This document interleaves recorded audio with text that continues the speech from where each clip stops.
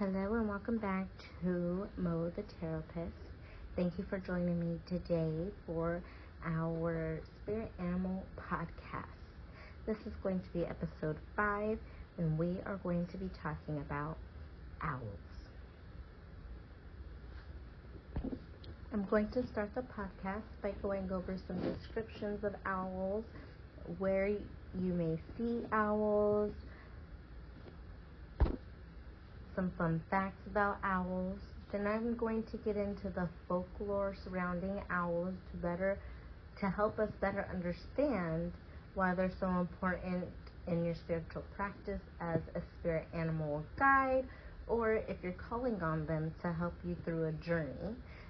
Knowing what owls are known for and what they symbolize helps us to better call on them for the proper traits and skills to get through different parts of our journey of life. So if you've been seeing owls around you or owls frequently within your space, I want you to sit down, buckle up, get you something delicious to drink and to snack on. Grab yourself a journal and take a few notes to help you today further understand why the owl presents itself to you. Let's get started. Owls are known for their large heads and big eyes. Owls have a hooked beak in order to eat their meat, the flesh off of the small rodents, insects, rabbits, even small birds that they eat. They're also recognized by the plumage, specifically the plumage on their chest and body area. Some species have ear tufts, and ear tufts are feathers that collect around the ear canal, and they point up, forming like an ear. And those feathers are just there to help the owl hear better. The other night I was watching an owl in my area, and it heard and saw a rabbit, and I seen it like move. And I also have a cat, so its gestures, its rhythm reminded me of a cat hunting once it saw the rabbit hopping across the field there. Anyways, their coloring can vary. Some of them are brown, some of them are gray. Some owls are buff, some are white, and then there are even some owls that are black.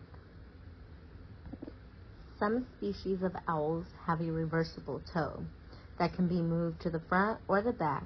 This aids the owl in catching prey and to perch on different style branches. Owls have excellent sight and hearing. Owls live in various habitats from dry deserts to cold tundras. Owls eat mice, frogs, insects, small birds, rabbits, and small rodents like vole. I think it's vole. V-O-L-E. So now we're getting into the folklore of owls. Sorry, I lost my train of thought. My brain be like that sometimes. Anyways, we're getting into the folklore of owls, and the first culture we're looking at is the indigenous culture. So in some of the indigenous cultures, owls are connected to magic, clairvoyance, and astral travel. But then in other indigenous cultures, owls are believed to be a symbol of death and evil.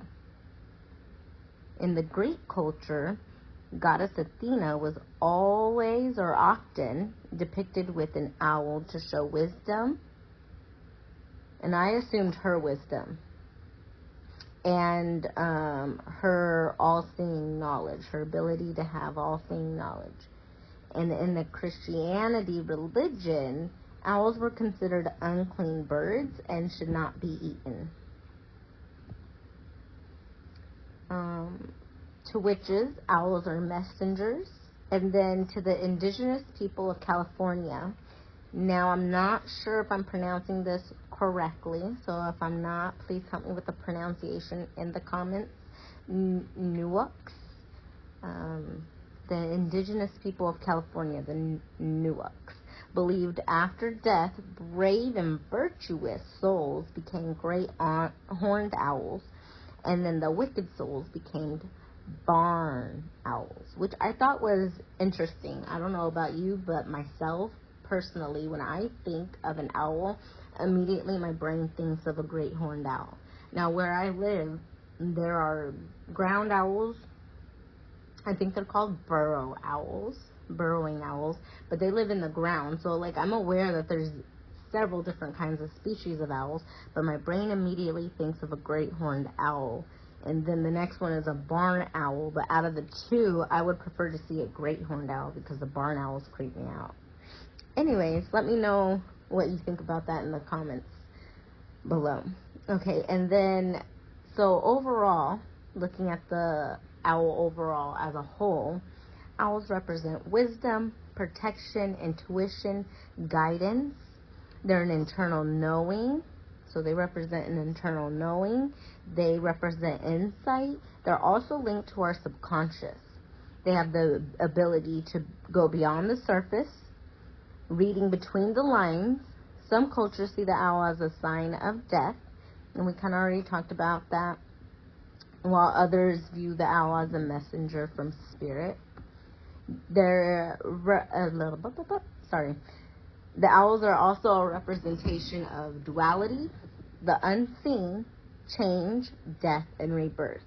And death and rebirth represents that duality. And then I'm going to pull a tarot card to symbolize, to show a little bit more about the owl energy and what the owl wants us to know now at this time. What does the owl represent for us today? What does the owl represent for the collective whenever they watch the video? Whenever they are drawn to the owl, what does it represent for them? The cards that I got are the Strength in Reverse and the High Priestess with the Nine of Pentacles at the bottom. The Strength in the Reverse tells me that it's okay to slow down, trust your intuition, and listen to what's being shown to you. That when owl spirit presents itself to us, it is not a time to rush. It is not a time to just move quickly. While it is a time of change and rebirth and getting in the balance of duality, it's not a time to just rush into that space. It is a time for you to slow down, seek introspection, and get in line with where you're trying to go next. When owl spirit presents itself, it wants us to be clear in our emotions and our understanding. There may be some choices that come forward as well, and these choices could represent a rebirth, a change, a new beginning, but it also could represent a cycle repeating if you are not learning your lessons. And I feel like that's why the Strength card is in the reverse with the High Priestess. Whenever it is you see this video, whenever it is the owls are calling for you or your attention, I feel, a lot of hiccups and burps right now. I feel as though this is a message the owl wants us to understand in this stage when we're focused on the owl. I also see the full moon, which I've not been drawn to the full moon in the High Priestess card in this deck before. And the internal knowing. Like, I feel like everything that you learned or that you're hearing me say right now or that you've been gathering, you know something in your gut and you know it to be true, and you need to trust that. You need to trust that change is going to come, and you need to believe that things are going to fall into place. There's going to be balance and peace. Okay, to close out this reading, my message is, the owl is the wisest of all birds because the more it sees, the less it talks. An African proverb.